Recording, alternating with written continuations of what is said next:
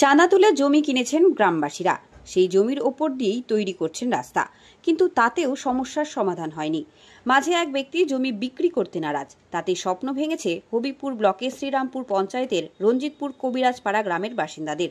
রাস্তা না থাকায় উন্নয়নের অনেকাংশ থেকেই বঞ্চিত হচ্ছেন বাসিন্দারা। প্রশাসনের দ্বারস্থ হয়েও কোনো সুরাহা হয়নি। রাস্তা যেটা নিয়েছি তার থেকে আরও দুটো ব্যক্তি আছে, এই রাস্তাটা ওরা জায়গা ছাড়তে চাইছে না আর দেবেও না। যেটা রাস্তাটা কিনেছে সেটা কিন্তু রায়িত্ব জমি, আর ওনার যেহেতু দুটো ব্যক্তি আছে ওদেরও দুটো রায়িত্ব জমি, কিন্তু এই ব্যক্তি যখন ছেড়ে দিয়েছে আমাদের গ্রামবাসীদের জন্য।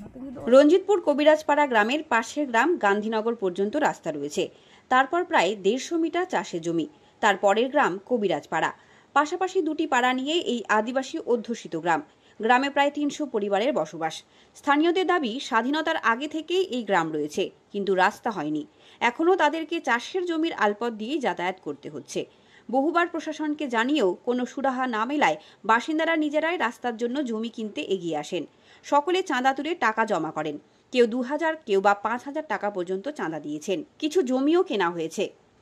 তবে বাঁধ সেধেছে পড়শি গ্রামের প্রবেশপথ।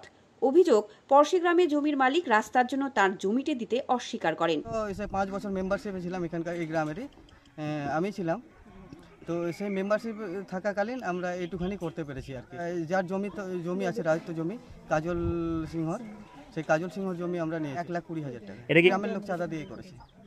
তাও চাঁদা ভালোই দিয়েছে, মোটামুটি 8-10,000 টাকা করে দিয়েছি আমরা। মোট 3 কাঠা জমি কিনেছেন, প্রায় 100 মিটার রয়েছে। লম্বা আরও প্রায় 30 মিটার জমি পেলেই পার্শ্ববর্তী গ্রামের রাস্তার সঙ্গে জুড়ে যাবে। গ্রামবাসীদের পাশে দাঁড়িয়েছেন পঞ্চায়েত প্রধান।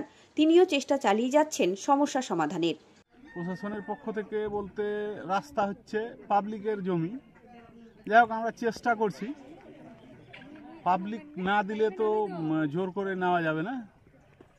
প্রশাসনিকভাবে জানানো হয়েছে ভিডিওকে, এটা চেষ্টা করবে হয়তো বিডিও সাহেব। রাস্তা না থাকায় নিত্যদিন চরম সমস্যায় গোটা গ্রাম। অসুস্থ রোগীদের নিয়ে চরম হয়রানির শিকার হতে হচ্ছে। প্রশাসনের সহযোগিতা ছাড়াই কিছুটা হলেও রাস্তা করতে পেরেছেন গ্রামবাসীরা। এখন চাইছেন প্রশাসনের সাহায্য, তবেই হয়তো রাস্তা মিলবে গ্রামে।